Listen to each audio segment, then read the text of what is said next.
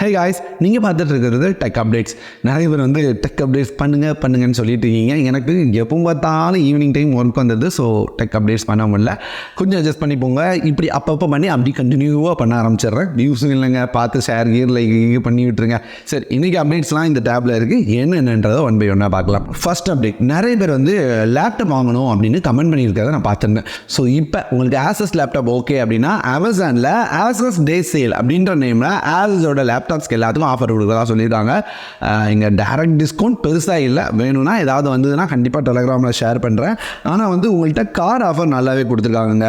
ஆமாம், உங்கள்கிட்ட ஹெச்டிஎஃப்சியோட credit card இருந்தது அப்படின்னா 4250 ரூபா வரைக்கும் டிஸ்கவுண்ட் இருக்குன்னு சொல்லியிருக்காங்க. டெபிட் கார்டு கூட டிஸ்கவுண்ட் இருக்காம். ஸோ ஏடிஎம் இருந்ததுன்னா அதையும் டிஸ்கவுண்ட் யூஸ் பண்ணிக்க முடியும். அதே மாதிரி ஒன் கார்டுக்கு டிஸ்கவுண்ட் இருக்குது, ஹெச்எஸ்பிசி கார்டுக்கு டிஸ்கவுண்ட் இருக்குது அப்படின்ற மாதிரி சொல்லியிருக்காங்க. சிட்டி பேங்கோட கார்டுக்கும் டிஸ்கவுண்ட் இருக்காம். ஸோ இந்த கார்ட்ஸில் ஏதாவது உங்கள்கிட்ட இருக்குது அப்படின்ற பட்சத்தில் லேப்டாப் வாங்கும்போது எவ்வளோ கம்மியாகுதுன்னு பார்த்து பிடிச்ச ப்ரைஸில் இருந்தால் வாங்கிக்கோங்க. அடுத்து நத்திங்கோட நத்திங் OS 3.0 அப்டேட்டை இப்போ ரோல் அவுட் பண்ணியிருக்காங்க. ஸோ இந்த அப்டேட்டில் அவங்க மேஜராக ஃபோக்கஸ் பண்ணியிருக்கிறது அப்படின்னு பார்த்தீங்கன்னா நம்ம ஆப்பிளில் வந்த மாதிரி லாக் ஸ்க்ரீன் கஸ்டமைசேஷனை ஃபோக்கஸ் பண்ணியிருக்காங்க. ஸோ லாக் ஸ்க்ரீன் கஸ்டமைசேஷன் தான் மெயினாக இருக்க போகுது. இது போக இந்த நத்திங் OS அப்படின்னாலே நத்திங்கோட அந்த லெட்டர்ஸ் டாட் லெட்டர்ஸ் வந்து எல்லாருக்கும் பிடிக்கும். ஸோ இந்த டாட் லெட்டர்ஸை நேட்டிவாக கொண்டு வந்திருக்கோம் அப்படின்னு சொல்லியிருக்காங்க. ஸோ இதெல்லாம் வந்து உங்களால் நேட்டிவாக இங்கே யூஸ் பண்ண முடியும். அடுத்து HMDலேருந்து ரிட்ஜ் ப்ரோ அப்படின்ற மாதிரி ஒரு மொபைல் வரப்போகுது. ஸோ இந்த மாதம் குளோபலாக லான்ச் பண்ண போகிறாங்களாம். ஏற்கனவே நம்மளோட அப்கமிங் மொபைல்ஸில் நான் ஷேர் பண்ணியிருந்தேன். இது வரைக்கும் அப்கமிங்காக என்னென்ன மொபைல்ஸ் வரப்போகுது நீங்கள் பார்த்து தெரிஞ்சிங்கன்னா லிங்க் ஐ பட்டனில் இருக்குது, பார்த்து தெரிஞ்சுக்கோங்க. ஸோ இந்த மொபைலோட ஸ்பெக்ஸ் லீக் ஆகிருக்கு. ஸ்பெக்ஸை பார்த்தோன்னே HMD நீங்கள் இன்னும் தெரிஞ்சலையாடா அப்படின்ற மாதிரி இருந்தது. ஏன்னா HMD ஏற்கனவே நோக்கியா ஓன் பண்ணியிருந்தாங்க. ஸோ நோக்கியாவும் இந்த மாதிரி தான் மொபைல் லான்ச் பண்ணியிருந்தாங்க. நெய்ம் மாற்றினோன்னே ஏதோ தரமாக தலையிறந்து போகிறாங்கன்னு நினச்சேன். அப்படிலாம் ஒன்றும் இல்லைங்க. நோக்கியாவில் எப்படி இருந்ததோ அதை மாதிரி தான் இருக்குது. ஸ்பெக்ஸ் பார்த்துக்கோங்க.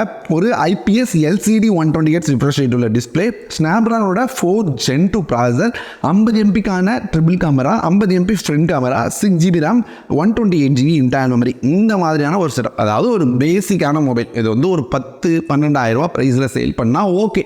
ஏன்னா ரெட்மியோட ரெட்மி 12 5Gயை பார்த்த மாதிரி தான் இருக்குது. ஸோ இப்படி இருக்கும்போது இதை கொண்டு போய் 20,000 ரூபாய்க்கு வைப்பாங்க HMD. ஒரு வேளை அப்படி வைக்காமல் ஒரு 10-12 ரூபாய்க்குள்ளே கொண்டு வராங்க அப்படின்றப்ப ஒரு ரீசனபிளான ப்ரைஸிங்காக இருக்கும்.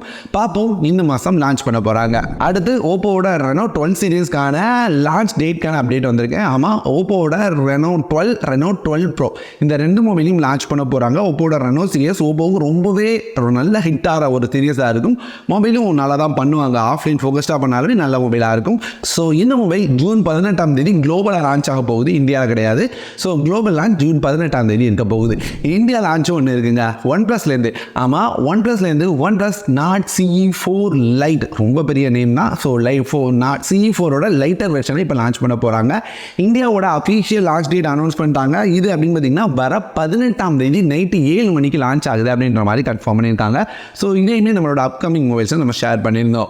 இப்போ இந்த மொபைலோட ஸ்பெக்ஸ் அது போக லைவ் இமேஜஸ் லீக் ஆகிருக்கு. ஸோ லைவ் இமேஜஸ் மொபைல் இந்த மாதிரி தான் இருக்க போது. ஒரு 12 கேமரா செட்டப்பில் ஸ்பெக்ஸ் அப்படின்னு பார்க்கும்போது இதில் 6.67 inches OLED 120Hz refresh rate உள்ள டிஸ்பிளே கொடுக்குறாங்க. ஸ்னாப்ட்ராகனோட 6S Gen 3 அப்படின்ற ப்ராசஸர் கொடுக்குறாங்க. 50 MPக்கான 12 கேமரா செட்டப், ஃப்ரண்ட்டில் 16 MP camera, in display fingerprint சென்சாரோட 5500 mAh பேட்டரி, ஒரு 80 வாட்டான ஃபாஸ்ட் சார்ஜிங் சப்போர்ட்டோட இருக்கும். இது லைட்டர் வேரியன்ட் மொபைல் அப்படின்றனால ஒரு 20,000 ரூபாய் ப்ரைஸில் நம்ம எதிர்பார்க்கலாம். 20,000 ரூபாய்க்கு ஓகே அப்படின்னு பார்த்தீங்கன்னா ஒன் ப்ளஸ் அப்படின்றனால ஓகே அப்படின்னு எடுத்துக்கலாம். ஏன்னா இதில் இருக்கிற ஸ்னாப்ட்ராகன் 6S Gen 3 இதை லான்ச் பண்ணிட்டாங்க. இன்னைக்கு தான் அதுவும் லான்ச் ஆயிருக்கு. ஸோ இந்த 6S Gen 3 அப்படின்னு பார்த்தீங்கன்னா ஸ்னாப்ட்ராகன் 695 கொஞ்சம் அப்கிரேடான வெர்ஷன், அல்லது 95 கொஞ்சம் சின்னதாக கிளாக் ஸ்பீட்லாம் கொஞ்சம் ட்வீட் பண்ணி எடுத்துகிட்டு வந்திருக்காங்க அப்படின்னு சொல்லலாம். ஸோ அப்படி பார்த்தா இது வந்து ஸ்னாப்ட்ராகன் 695 தான்.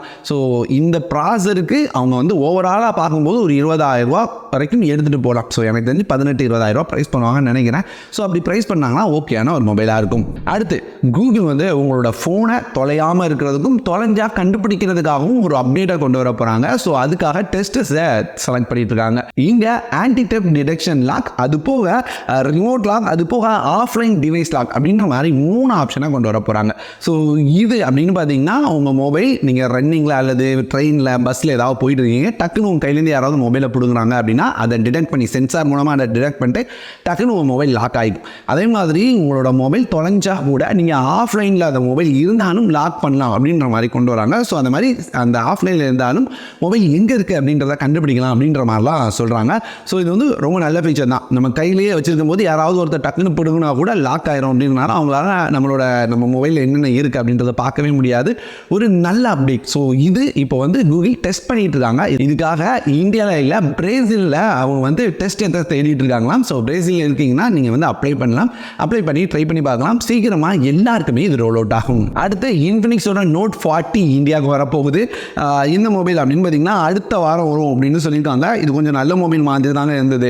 ஒரு AMOLED டிஸ்பிளே 120Hz ரிஃப்ரெஷ் ரேட்டோட கொடுத்துருந்தாங்க. அதே மாதிரி இங்கே ப்ராசருக்கு மீடியாடெக் கூட 7020 ப்ராசர் கொடுத்துருந்தாங்க.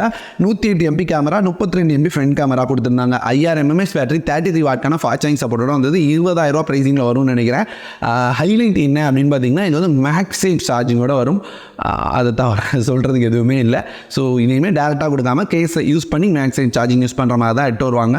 ஸோ இது வந்து ரொம்ப ஹைலைட்டான ஃபீச்சர்னு சொல்ல முடியாது. ஒரு வயர்லெஸ் சார்ஜிங் சப்போர்ட்டட் மொபைல், கொஞ்சம் கம்மி ப்ரைஸ்லங்க. ஸோ ப்ரைஸிங் என்ன இருக்குது அப்படின்றத அடுத்த வாரம் பேசிட்டு மொபைல் நல்லா இருக்குமா இல்லையா அப்படின்றத முடிவு பண்ணலாம். ஏன்னா மொபைல் ப்ரைஸிங்கை பொறுத்து தான் இருக்குது. கம்மி ஸ்பெக்ஸில் 30,000 ப்ரைஸ் பண்ணாங்கன்னா அது நல்ல மொபைல் இல்லை. அதுவே அதுக்கான ரீசனான ப்ரைஸ் பண்ணும்போது தான் அதை நல்ல மொபைல்னு ஒத்துக்க முடியும். ஸோ பொறுத்து இருந்து பார்க்கலாம். இன்ஃபினிக்ஸோட Note 40 வரப்போகுது. அவ்வளோ தாங்க இந்த வீடியோ இதோட முடியுது. நிறைய பேர் கண்டினியூ பண்ண சொல்கிறீங்க. ஸோ உங்களோட சப்போர்ட் தர விதமாக ஒரு லைக்கை மட்டும் தட்டி விடுங்க. உங்களோட லைக் அதிகமாக இருக்க பட்சத்தை நிறைய பேருக்கு வீடியோ ரெக்கமெண்ட் பண்ணும், வியூஸ் அதிகமாக போகும். ஸோ நானும் கொஞ்சம் ரிஸ்க் எடுத்து வீடியோ பண்ணுறதுக்கு யூஸ்ஃபுல்லாக இருக்கும். ஸோ வீடியோ முடியுதுங்க. வேற ஒரு நல்ல வீடியோவில் பார்க்குறேன்.